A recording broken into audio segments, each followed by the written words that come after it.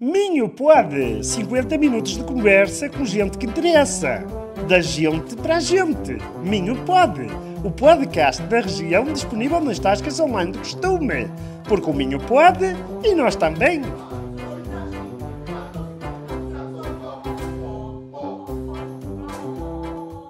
Olá, bem-vindos a mais um episódio do Minho Pod. Hoje temos connosco o Ricardo Correia, que, tal como eu, é um minhoto de coração. Portanto, não é cá da terra, veio de fora. E a primeira coisa assim que me vem à cabeça é: o que é que faz um homem da Lausanne em Viana do Castelo? Antes de mais, obrigado pelo convite para estar cá hoje convosco. Obrigado a nós. Acima de tudo, foi um acaso. Eu até, desculpa só tratar de interromper, quando estivemos a trocar e-mails sobre isto, falaste que vieste cá parar por engano. Por engano, completamente por engano. Ou seja, eu estava a estudar em Coimbra, a fazer a escola profissional, curso de multimédia, e depois na altura decidi candidatar-me ao ensino superior e apareceu um curso que tinha multimédia no nome. E eu achei bem, olha, parece-me porreiro, engenharia, porque não, eu coloquei na terceira opção. E depois acabou por ser essa a opção escolhida, portanto, pela questão da média. Sim. E foi assim que eu vi cá parar. Ainda não sabia muito bem onde é que era a cidade. Naquela altura a internet ainda era uma coisa que estava a dar os primeiros passos, é que podemos dizer assim. E foi assim que eu vi cá parar. Muito bem.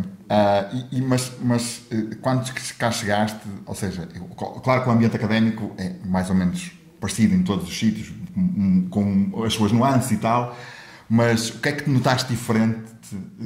Vieste de Coimbra, não é? Ou seja, estavas a estudar em Coimbra, numa escola profissional, depois chegaste aqui, a Viana, numa cidade assim completamente fora do esquema, porque culturalmente, parecendo que não, estamos a falar de coisas diferentes. O que é que achaste assim qual foi o teu choque cultural com Viana? Eu na altura não tinha bem a noção ainda, não é?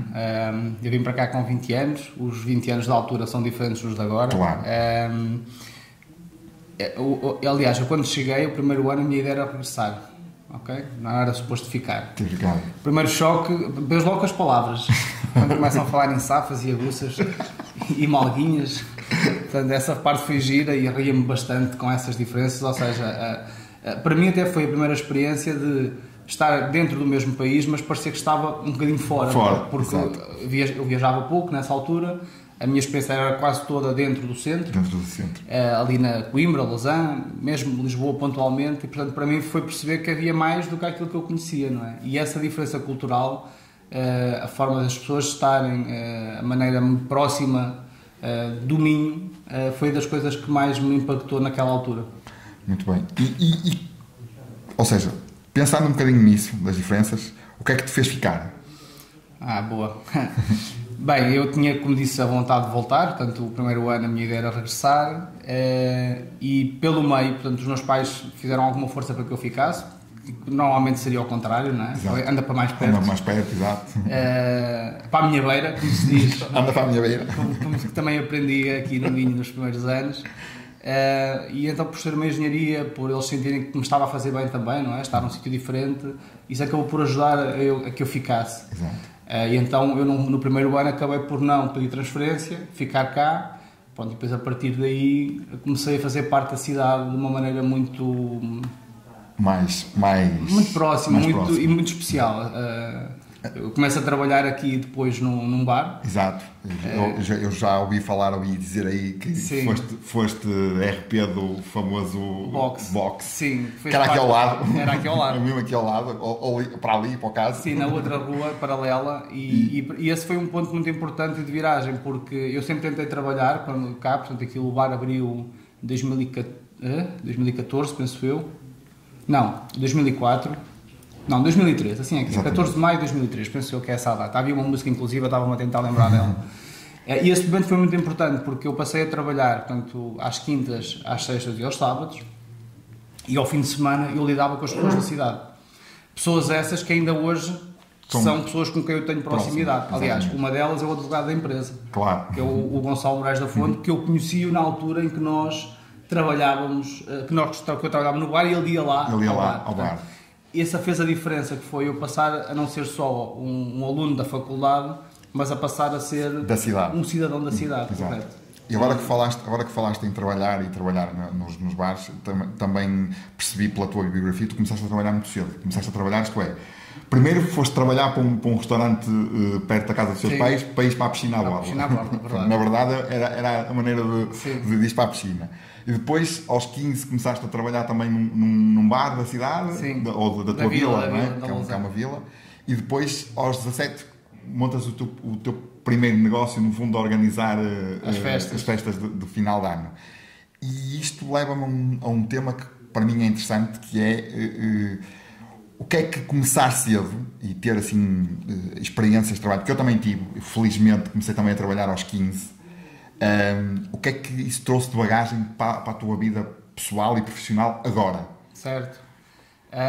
Naquela altura era mais fácil trabalhar cedo, ou seja, não havia aquele julgamento, a parte da lei também não era tão rígida. Não tão rígida. E fez muito bem, porque acima de tudo eu passei a ter uma noção de algumas dificuldades que os meus pais passavam, salvo seja, porque o trabalho em si também pode ser prazeroso, deve ser prazeroso, mas também tem uma carga de responsabilidade, de horários.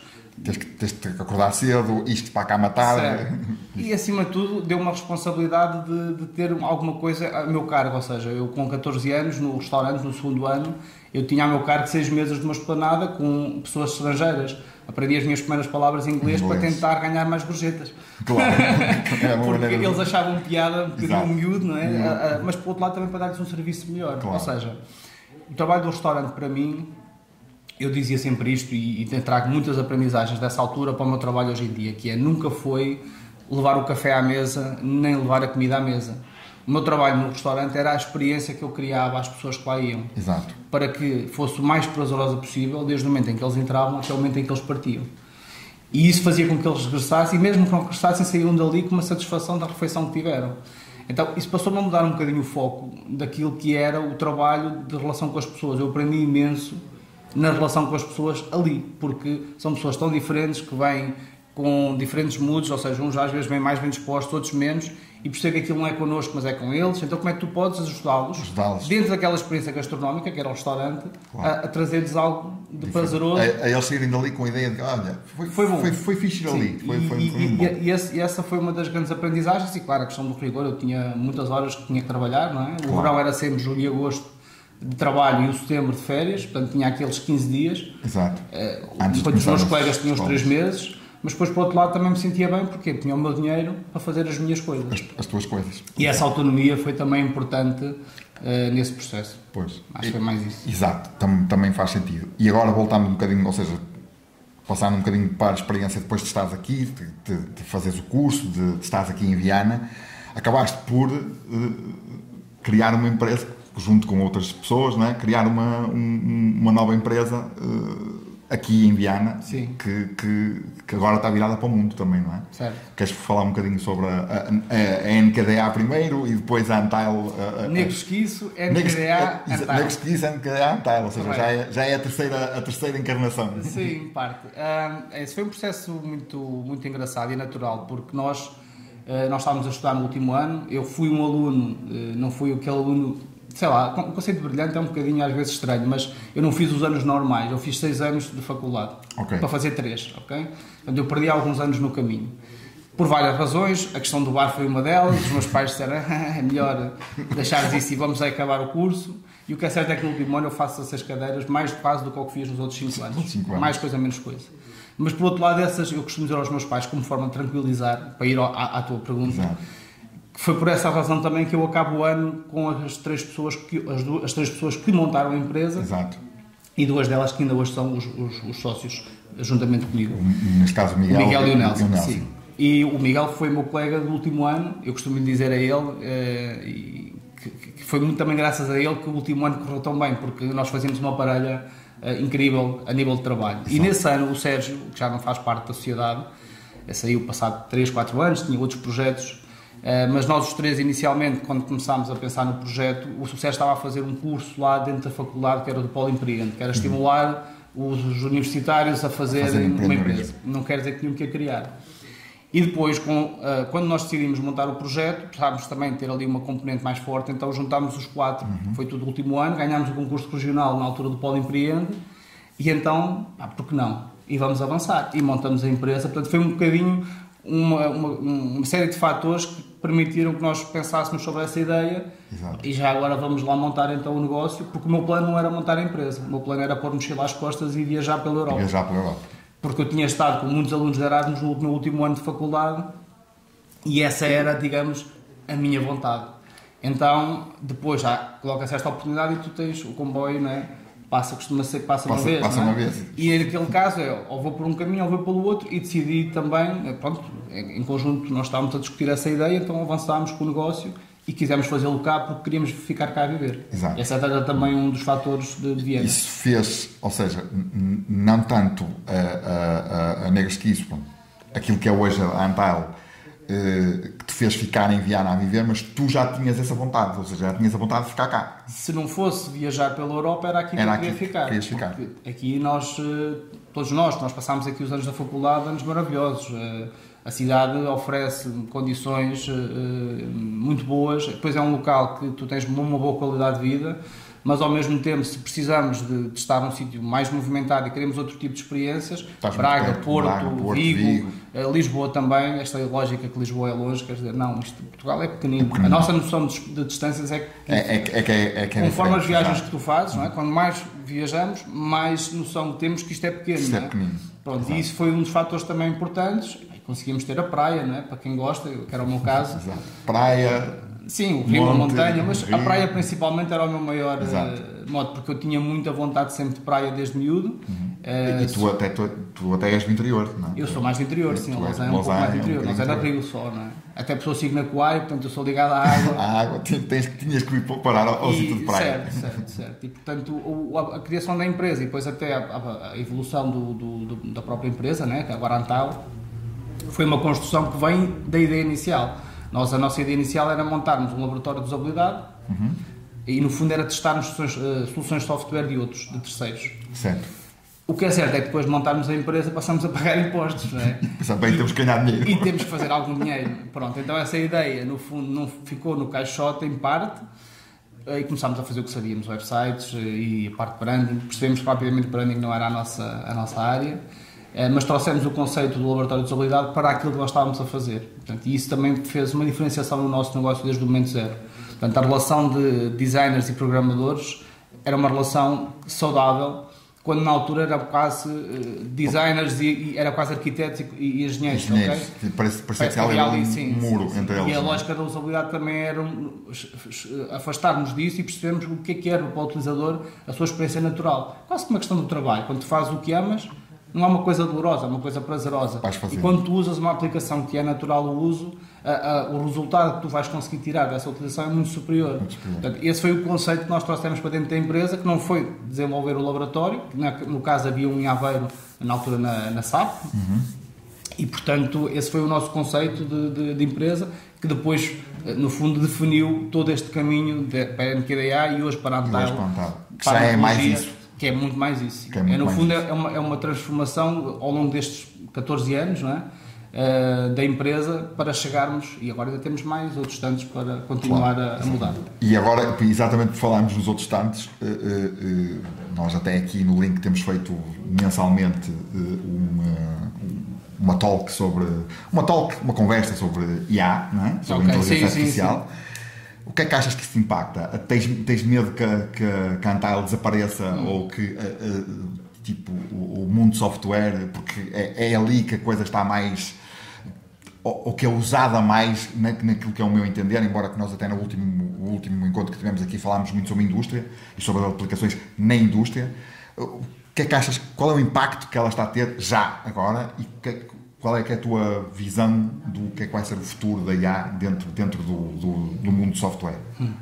Olha, não te consigo ser assim muito preciso no tema, mas vou-te passar a minha opinião, a minha visão apenas, ok? Algumas coisas tenho lido, obviamente nós também internamente estamos a fazer algum trabalho para que nos possamos, no fundo, dotar de alguma capacidade de produção e de desenvolvimento dentro dessa área. Agora a AI já está há mais de 20 anos, certo? Claro. Portanto, agora é que houve um bocado deste hype com a questão do chat GPT e que passou a ser mais massificado. que já estava a ser desenvolvido. Aliás, nós quando fazemos pesquisas no Google, no fundo está ali muito desses conceitos por trás a trabalhar para nos darem os resultados que nós queremos, certo? Os algoritmos todos que estão por trás. Portanto, agora, o meu ponto é, nós medo não devemos ter, porque se nós pensarmos o que era o mundo há 20 anos atrás, e se olharmos para aquilo que é hoje, as coisas acontecem, se faz parte da evolução.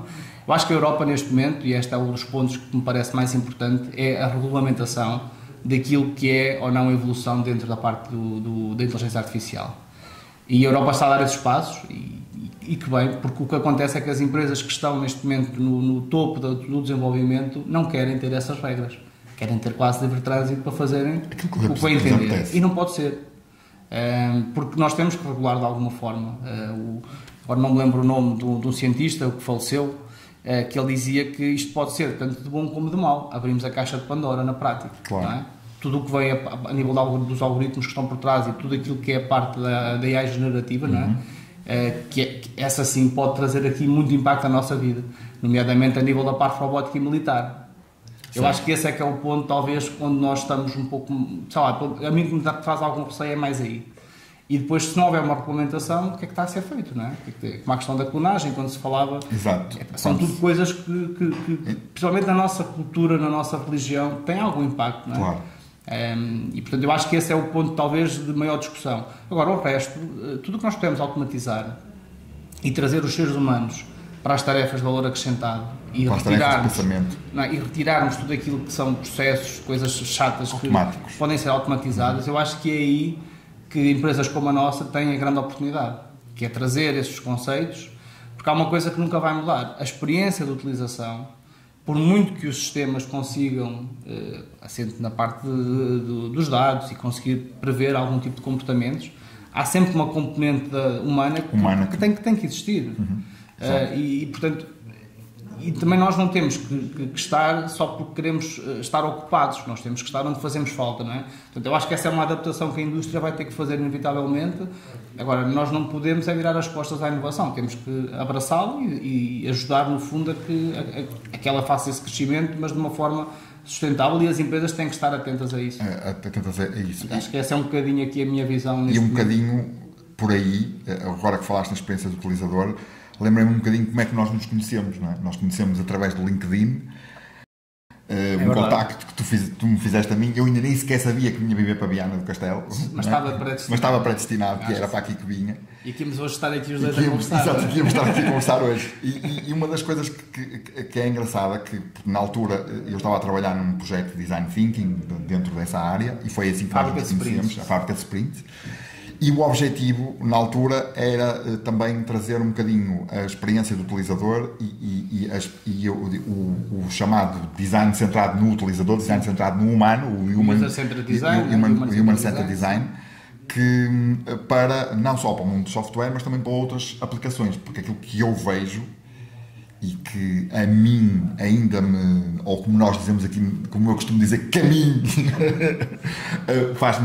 ainda me faz muita confusão, é ver que as empresas passam pouco tempo no espaço de problema e tiram logo para soluções, ou que já são pré-existentes, ou pior ainda, que é, eu fiz porque vi outro fazer e tal, então fiz.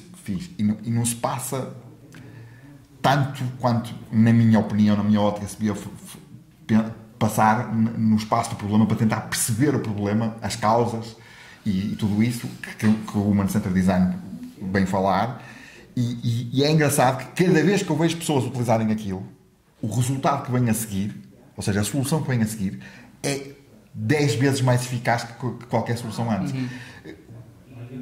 Eu sei que a Antail já está a fazer isso e foi assim que nós nos conhecemos também, por aí. E o que é que tu achas que isso pode o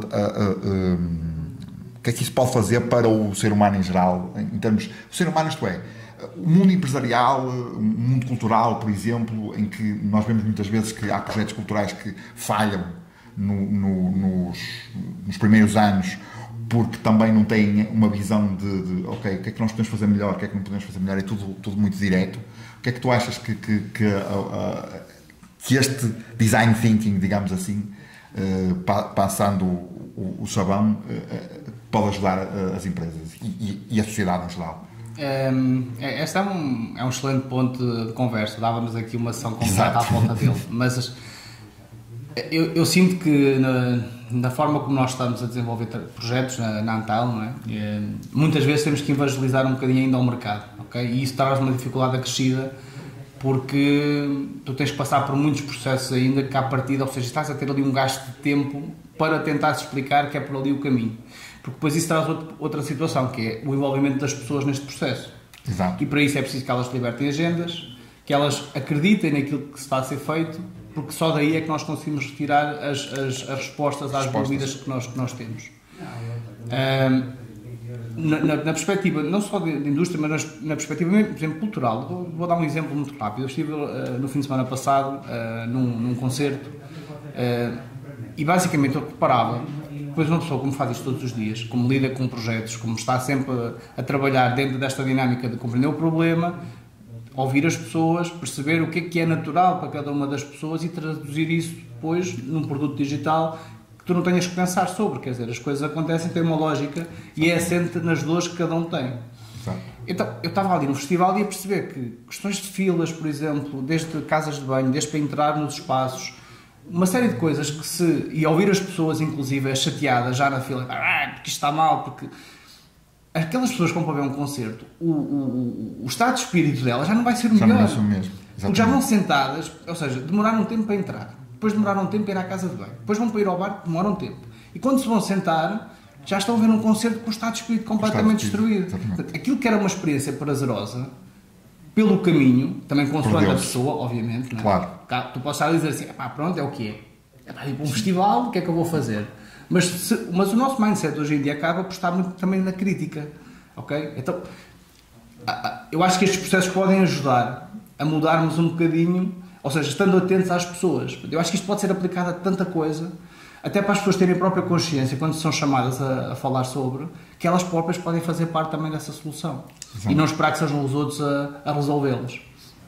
Então acho que esta é uma área que está cada vez muito mais trabalhada. Eu lembro-me quando nós começámos há 10 anos atrás. Ninguém falava nisto.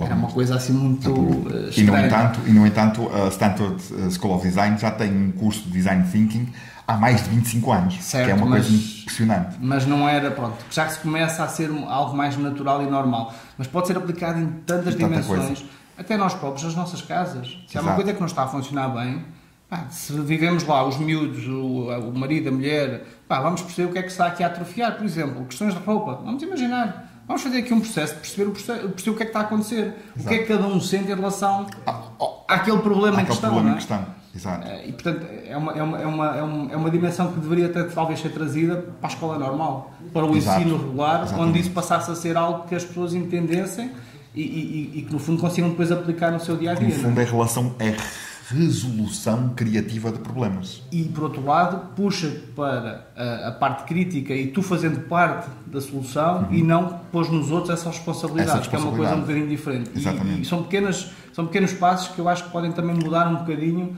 a maneira como nós, enquanto sociedade, nos comportamos uns com os outros. Exatamente. E falaste aí num ponto importante, porque o ponto das agendas é sempre uma coisa muito...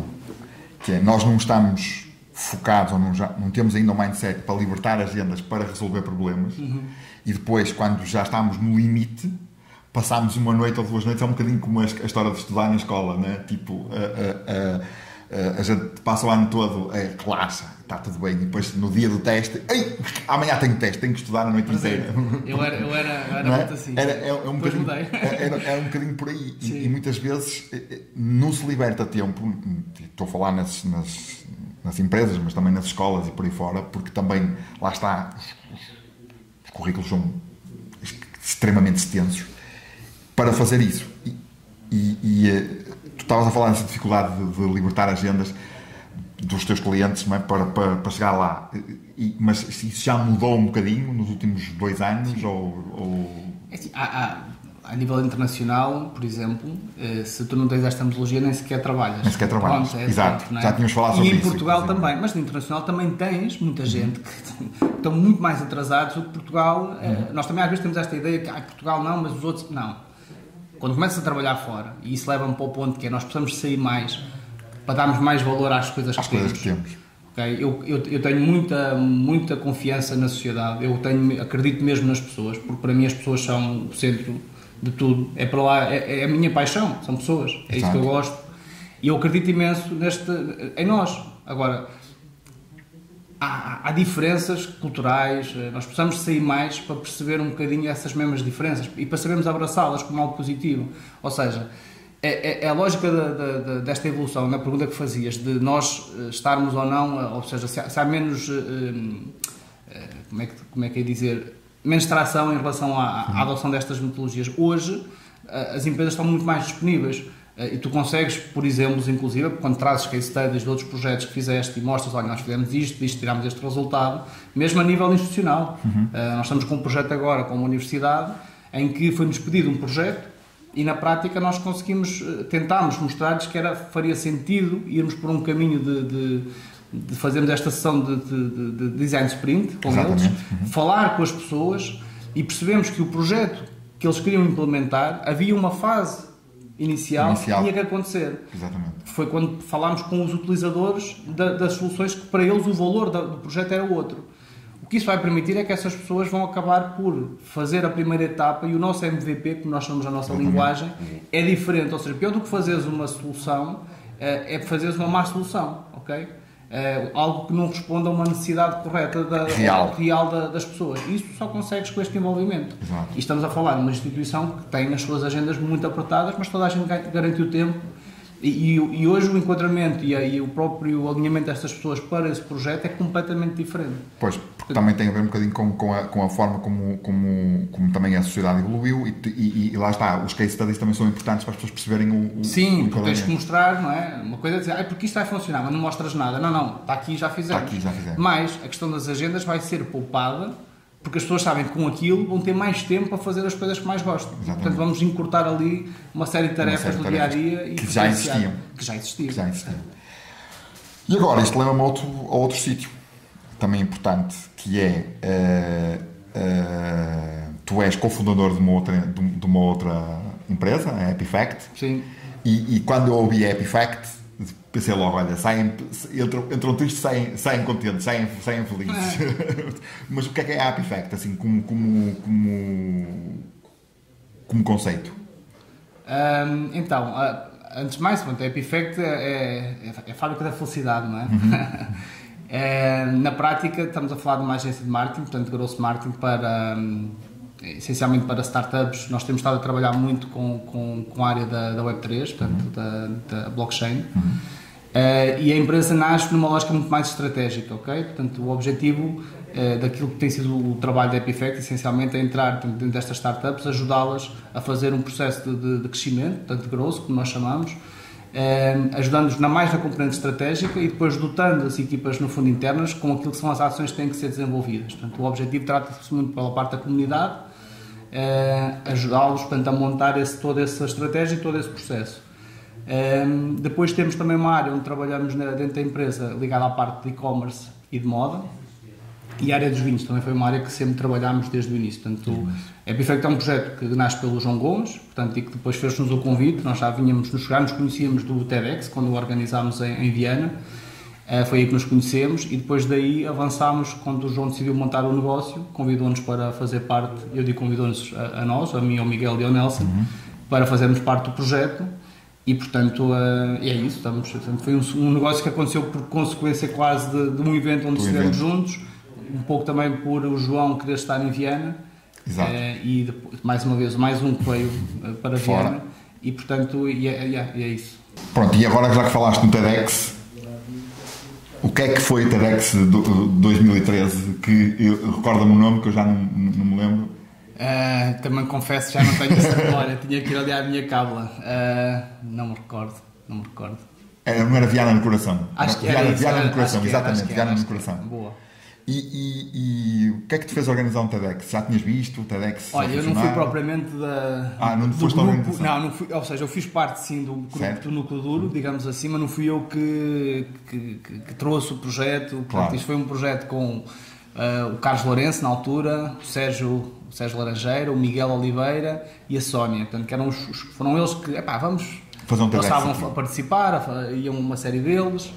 e portanto decidiram criar o evento. E portanto depois montámos ali um núcleo duro, digamos assim, para dar suporte, que foi uma coisa profissional. Claro. Eu não fazia ideia do que era o TEDx na altura, Exatamente. ou seja, via algumas coisas online, mas organizar não é? Exato. Pronto, então foi uma experiência muito interessante, porque nós tivemos que montar, aquilo era uma empresa autêntica, portanto nós tínhamos de ter fundos para todas as diferentes áreas, arranjar o espaço, arranjar os oradores, falar com as pessoas, ou seja, foi um evento toda a logística à volta daquilo. Foi muito forte e foi interessantíssimo, porque nós tínhamos reuniões semanais, se não estou em erro, onde tínhamos uma série de definição de objetivos para aquilo que tínhamos para fazer e paralelamente com o nosso trabalho, principalmente numa altura que estávamos a começar a empresa, né? Aquelas 8 horas são um mito de horas de trabalho. Exato. Ainda hoje, muitas vezes, embora a gente trabalhe porque cada vez somos mais organizados, mas exato, naquela altura tínhamos o trabalho da empresa, portanto era trabalho, basicamente, claro, toda a hora.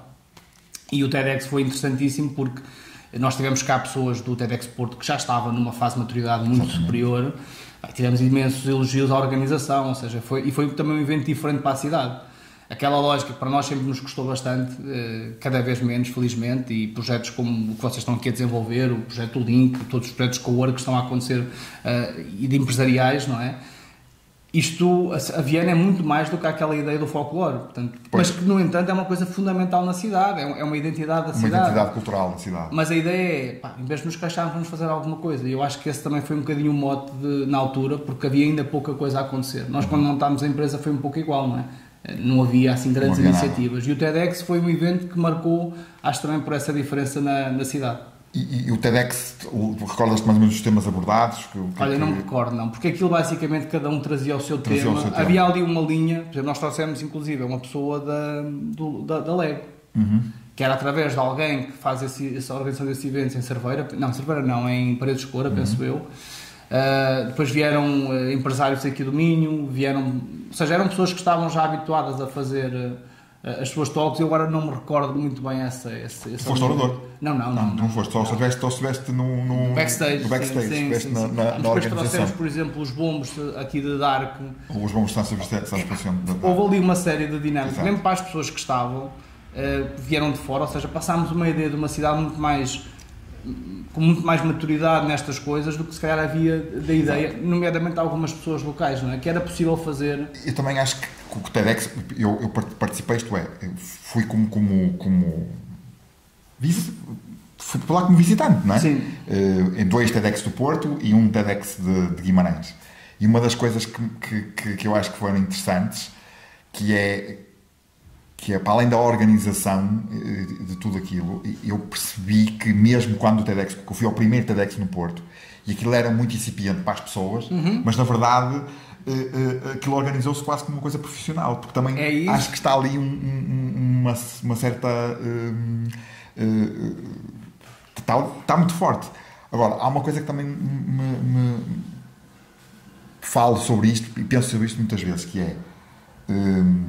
no Porto faz-se todos os anos, basicamente, só parou na pandemia e que não parou porque eles fizeram online. Em Guimarães eu nunca mais ouvi falar de nenhum. Aqui em Viana também só houve aquele. Se bem que havia sobre alguma, ou seja, o que é que causou aquilo não continuar ou... É assim, da nossa parte, pronto, aquilo foi um evento que nós fizemos uma vez e nós não tínhamos, digamos, a ideia de continuar. Exato. No entanto, a licença, porque depois tu tens de ter uma licença por cidade, estava disponível para que outros a pudessem utilizar. E o que é certo é que havia aí um plano, antes do Covid, de organização. Acho que isso até estava pré-agendado ali no Teatro Sá de Miranda. Mas depois, por alguma razão, não sei precisar, talvez depois entrou a pandemia e isso ficou em stand-by. Mas havia aí pessoas com interesse de dar essa continuidade. E nós também tínhamos todo o interesse em disponibilizar todo o conhecimento que tínhamos dessa organização. Claro. Mas foi isso. Portanto, nós quisemos fazer um evento pontual na altura, não houve um plano, ainda falámos algumas vezes de fazer dali a 3 anos, 4 anos, mas depois, com o decorrer das coisas, portanto, não tínhamos essa ambição. A vida mete-se no meio, não é? E não só, e quer dizer, para nós era, pelo menos quem esteve na organização, era aquele marco, fazer uma vez, portanto, fazer cá e depois a partir daí outras pessoas pudessem dar continuidade àquilo. Isso mesmo. E também queria falar um bocadinho sobre a tua vida eu ia dizer vida artística, mas não é vida artística, é vida, uma vida antes de vir para cá, que foi a tua vida desportiva, não é? Tu foste federado de rugby, verdade, que é um desporto que eu admiro muito, mas não percebo nadinha daquilo. Para mim aquilo é um bocado chinês, mas porque depois também tens as variações do rugby, do futebol gaélico, do futebol australiano, não sei o quê, que portanto, são coisas totalmente diferentes, mas que são ali variações. E também foste federado de basquete. No caso do rugby, eu andei a ler um bocadinho sobre o assunto, já não foi de agora, já foi anteriormente, andei a ler sobre o assunto, e acho que o espírito de equipa do rugby é uma das coisas mais interessantes que eu já vi, até pela maneira como se forma, na maneira como a formação dos jogadores. Gostava que me falasse um bocadinho da experiência do rugby e do basquete também, não é? Porque foste federado de basquete, e o que é que isso te trouxe de conhecimento para a tua vida hoje? Certo. Então, o rugby, portanto, eu antes de viver na Lausanne, portanto, a Lausanne depois foi o sítio onde eu fui viver com 7 anos, até aí eu tinha vivido noutra vila ao lado, que era a terra da minha mãe, Miranda do Corvo, e então quando vou para a Lausanne, portanto, eu fui numa altura que já fui para a segunda classe, mas que tens sempre ali alguns desafios de integração. Embora sejas ainda muito novo, mas de qualquer forma tens sempre ali, ou seja, estes estímulos do desporto ajudaram-me imenso, portanto, e era aí que eu queria chegar. E então o rugby acaba por ser uma consequência, ou seja, eu como tenho um irmão mais velho, o António, que tem mais 4 anos do que eu, por norma eu seguia muito o que ele fazia. Exato, não é? Ele ia para ali e foi um bocadinho mentor na minha vida também, nas primeiras fases. E portanto, na altura ele começou a jogar rugby, portanto eu acabei por ir também. Eu fui muito novo para lá, ou seja, eu comecei logo nos Benjamins, que os Benjamins são os mais pequeninos de todos. Exato. E efetivamente, o desporto em si, a questão do espírito de grupo, desbloqueou-me imenso. Eu era um bocadinho mais agarrado também à parte da minha mãe, porque a minha mãe, quando eu nasci, portanto, passado pouco tempo, veio trabalhar para casa, portanto, eu passei sempre a minha infância toda em casa. Exato. E o desporto acabou por me ajudar a desbloquear ali algumas coisas. A integrar-se socialmente. Sim. Eu já era assim um bocado, pronto, de conversa, já era meu jeito, mas com o desporto ali, portanto, foi também mais uma vez, como o bar aqui me ajudou a integrar na cidade. Ali fez-me ajudar a integrar também um pouco mais dentro da vila e começar a jogar. Depois o desporto em si, são 15 jogadores dentro de campo, de cada lado. A equipa somos para aí uns 20 e tal, não é? E depois é um espírito muito interessante, porque as pessoas também estão à frente do Rugby Clube da Lausanne, são pessoas que têm uma dedicação também muito grande à causa, ao desporto. Portanto, ele foi fundado pelo professor José Redondo, que é um portanto, é a segunda geração do Licobeirão, portanto, Licobeirão da Lausanne. Portanto, a dedicação dele, a forma do envolvimento, toda a estrutura que ele criou à volta, aquilo era efetivamente uma família. O espírito de equipa também, a maneira como nós tínhamos que jogar uns com os outros, porque o rugby tem muito isto, tu não funcionas ali com uma estrela, é uma equipa, é um conjunto. E só assim é que funciona. Não há outra forma. Portanto, e esse espírito também de quantidade de jogadores, em todos os esportes é assim, mas o rugby tem uma coisa... se calhar as pessoas vão dizer assim, estás a falar porque jogaste lá, ou porque... não, o rugby tem qualquer coisa diferente. Eu que não jogo, nem nunca joguei, vejo de vez em quando o torneio das 5 nações, não é? Quase toda a gente vê. Noto isso. E depois há outra coisa muito interessante, que é o rugby é um jogo, no fundo, de bastante impacto, mas jogado por senhores, como nós costumamos dizer. Porquê? Não sei se a expressão é bem esta, mas na prática este é o conceito. Por exemplo, nós ali durante o tempo de jogo é muito forte, é muito intenso. É muito duro. No final e às vezes há uns atritos, digamos assim, claro. Faz parte, mas no final acabou. As pessoas fazem o corredor e celebram no fundo o jogo, e depois temos a melhor parte do jogo, que é a terceira parte. Depois de acabar o jogo, vai tudo beber umas cervejas e desfrutar as duas equipas juntas e desfrutar da companhia uns dos outros. Portanto, e estas pequenas coisas fazem-nos um pouco pensar, mesmo às vezes no nosso dia-a-dia, podemos ter uma pequena discussão, a discussão não tem que ser uma coisa má, é uma troca de ideias, certo? Sobre diferentes pontos de vista, e é daí que nós transformamos isso em algo melhor. O importante depois é que podemos celebrar no final, porque as pessoas continuam a ser pessoas. Portanto, claro. E o rugby também nos mostra um bocado isso, a questão da preocupação com o outro. E, portanto, o desporto teve um impacto muito grande. O basquete foi um bocadinho porque os meus amigos na altura foram para jogar basquete e tu queres sempre estar... com os amigos, não é? Então fui também para lá há uns anos, que também foi muito interessante, um desporto totalmente diferente. mas o rugby sempre foi a paixão. Depois lesionei-me numa brincadeira de moto, num joelho, e deixei de jogar desde aí. Mas ainda hoje faço parte, só para terminar o tema, do grupo de veteranos. Estive na Lausanne agora há coisa de um mês para celebrarmos uma das celebrações dos 50 anos do clube, onde houve um torneio com uma série de gente de outros clubes, da Académica, que é sempre um bom rival, mas que são amigos, não é? E então, depois estivemos todos lá, tive com pessoas que já não via há imenso tempo, alguns foram meus treinadores, e com colegas que jogaram comigo também. E portanto ainda mantemos este grupo de WhatsApp, frequentemente trocamos mensagens, portanto, e este espírito é muito giro. Nós somos para aí, não sei se são 200 e tal no grupo, não sei precisar agora, está ali muita gente de várias gerações, portanto, e hoje tu vês inclusive os pais com os filhos a jogar. É muito interessante. É muito interessante. Muito bem, e normalmente nós nos episódios do Minipod pedimos aos convidados para trazer uma coisa que os defina. E, portanto, agora vou-te pedir que tragas a tua definição. Então, olha, eu trouxe aqui uma caixinha. Espero que isto não esteja aí a tapar nada. Isto é uma oferta para vocês, ok? Ok, obrigado. Mas, por um lado, quando vocês me perguntaram trazer um objeto, e desculpem aqui o barulho do papel, trazer um objeto, eu pensei, nunca tinha pensado muito sobre isso, confesso. Então, o que é que eu vou rasgar, ok?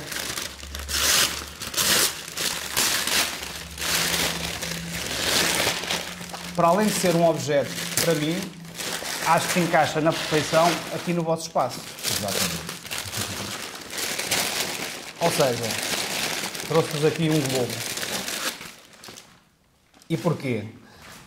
Vai um bocadinho ao encontro daquilo que eu vos dizia, ou seja, eu considero-me efetivamente um cidadão do mundo e o globo representa-me nesse sentido, em que tu podes viajar dentro do teu próprio país. Exatamente. Seja nas tuas próprias regiões, seja nas pessoas que... Se calhar pode ficar assim. Ou sim, pode ficar depois, assim, fica mais engraçado com a caixa. Então, o globo representa para mim muito desse espírito, que é... Eu tive a sorte de fazer Erasmus na minha cidade. Ou seja, eu gostava mais de ter feito fora. Okay? Exato. Mas por outras questões não o fiz e quando eu estive cá, portanto, quando os alunos de Erasmus vieram a Viana, que é um trabalho que tem feito muito a Universidade, o Politécnico, tem feito esse trabalho, de trazer para cá cada vez mais alunos de Erasmus, isso traz-nos uma riqueza muito grande. E então, numa fase em que nós ainda para mais parece que estamos cada vez com mais divisões, em que as pessoas cada vez se fecham mais, acho que faz-nos muita falta nós próprios sermos estrangeiros. Exatamente. Ou seja, sairmos, andarmos noutros sítios, percebermos que o mundo, que essas diferenças são no fundo a nossa maior riqueza. Okay? E portanto para mim o globo representa-me muito por isso, porque eu sinto-me uma pessoa do mundo, mas há uma coisa que eu nunca esqueço também, que é, sempre que eu viajo, e agora pelo trabalho tenho feito algumas viagens pelas conferências, há uma coisa que para mim é única, que é no momento que eu passo a Ponte Nova e vejo a Princesa do Lima, aquele monte, é uma sensação de casa. É uma sensação de casa. Que os do Porto têm a música, né? Quem vem atravessa o rio. Exatamente. E eu também sinto a mesma coisa, mas à nossa moda. À nossa moda. É aquela chieira que se fala daqui, não é? Exatamente. Que é uma palavra tão única aqui do Minho. Gosto muito das minhas raízes, da Zona Centro. Mas, efetivamente, cada vez mais o Minho é a minha terra e a minha casa, ok? Pois. E portanto, gosto muito de viajar, mas por outro lado, quando aquele pontinho de se entrar na ponte e ver o monte e o Santuário Santa Luzia. Quem ama fica. Quem ama fica, exatamente. E fica mesmo. E sabes que é engraçado que a minha esposa também viaja algumas vezes em trabalho, mas dentro do país, não é? E de carro. E dizia exatamente a mesma coisa quando veio para cá viver, disse assim, quando a gente chega à Viana, então à noite, com as luzes da cidade, é uma coisa fantástica. E também me leva a um outro assunto que acho que nós devíamos falar, porque eu acho que no vosso caso, no caso da Antile, o vosso trabalho tem sido muito bem feito nesse aspecto, que é o que é que leva as pessoas em termos de felicidade no mundo, de felicidade nas empresas. Principalmente porque é onde nós passamos mais tempo, na verdade. Não é?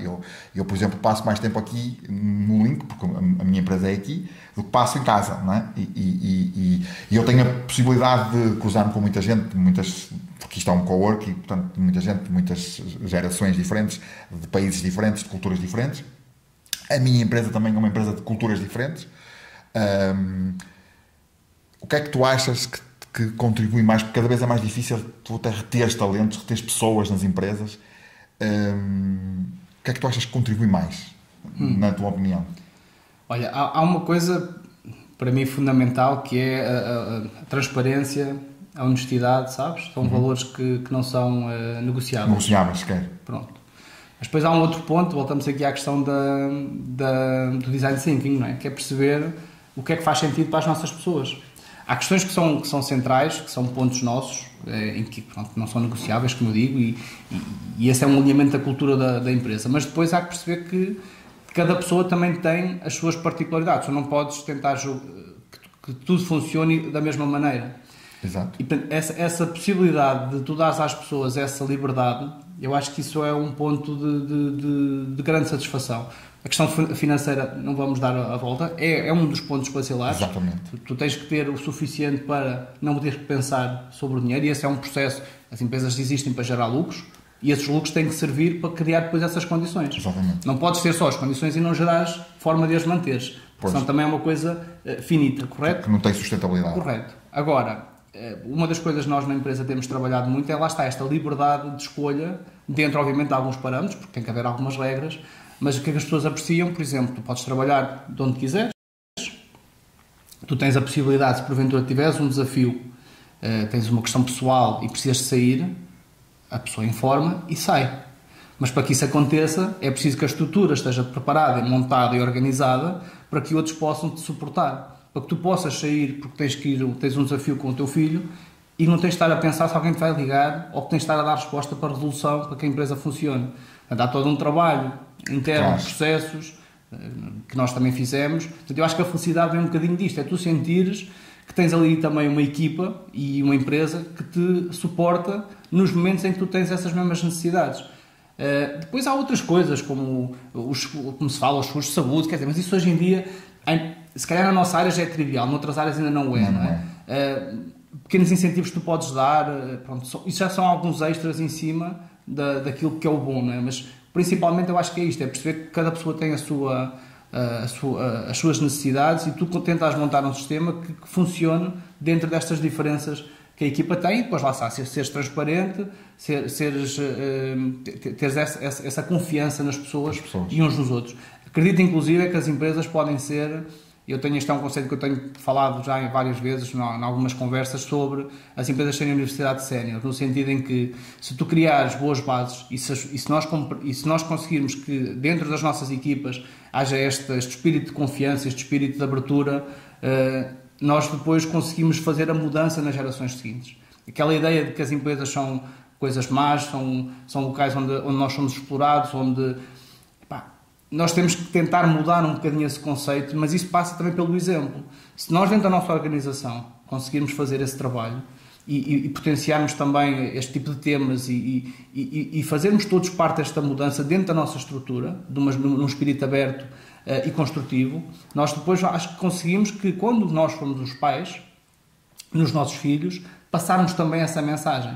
E, portanto, nós conseguimos mudar as gerações seguintes sobre a abordagem ao trabalho e em relação à vida em sociedade, mas dentro também destas estruturas como as empresas, não é? Como as escolas têm um papel nos miúdos, como aconteceu com a reciclagem. Exatamente. Mas nós também temos, enquanto empresas, ter este papel. Este papel para que depois as gerações futuras também possam ser E eu melhores. sou um exemplo disso. O meu pai trabalhou na EDP, a EDP de antigamente, não quer dizer que agora não seja, mas naquela altura era diferente, e a empresa potenciou ao meu pai condições que, de outra forma, nós não teríamos tido as oportunidades que tivemos.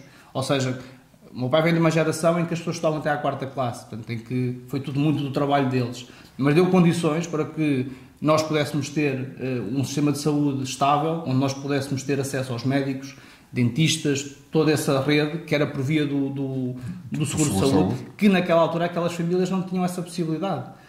Era muito difícil financeiramente, a nível de escola, a vários níveis. Portanto, a empresa do meu pai conseguiu-nos criar essa condição. E portanto, isso para mim foi um exemplo que inevitavelmente acabei por trazer também para aqui. Muito bem. E agora vamos ter que terminar. Ok. Foi muito bom ter conversado contigo. Obrigado. No entanto, não podemos acabar sem fazermos aquilo que é a praxe do Minipod, que é a expressão do minhota. E, portanto, quero-te perguntar o que é um broeiro. Um broeiro? Um broeiro. Epá, é assim, eu sei o que é, mas não sei se consigo... Sim, 10 segundos. Epá, um broeiro. Como é que eu tenho a dizer? Epá, um broeiro, sei lá... É assim um gajo que manda assim umas calinadas assim esquisitas de vez em quando, não é? É mais ou menos por aí. Para não ser assim muito ofensivo. Pronto, é mais... E é por aí, sim, é por aí. Muito bem. Mas pode ser uma expressão gira, dependendo de como é aplicada. Como é aplicada. Bom, mais uma vez, Ricardo, obrigado por teres participado no podcast e vemo-nos no próximo episódio. E tchau, Laura!